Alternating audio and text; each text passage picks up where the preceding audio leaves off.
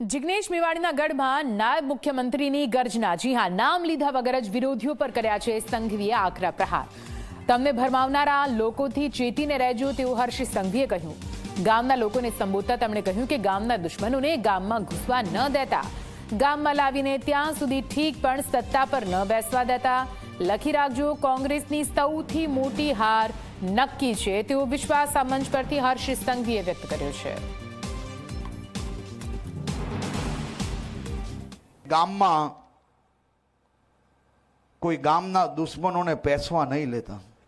તમને પહેલેથી જ ખબર હોય કે કોણ છે અને એ ગામના મહેમાન બનાવીએ ત્યાર સુધી બરાબર, પર જો ગામમાં પેસી જશે ને તો આખું ગામ બગાડશે। એટલે ભારતીય જનતા પાર્ટીના ઉમેદવારોને મત આપીને જીતાડીને આપણે વધુમાં વધુ ઝડપથી આપણા ગામો સુધી વિકાસ હજી વધુ પહોંચાડીએ તેવી વિનંતી કરવા હું અહીંયા આવ્યો છું। કોંગ્રેસની પરિસ્થિતિ હવે રાજ્યમાં ખૂબ ખરાબ છે, તદ્દન ઓક્સિજન પર છે। શું કહો છો? ઓક્સિજનનો બાટલો ના આપીએ, એ ઓક્સિજન પર છે, પણ લોકો આ વખતે હિસાબ કરીને ઓક્સિજન પાછું ના ખેંચી લે તેવું પાક્કું બને એવું લાગે છે મને। આ ચૂંટણી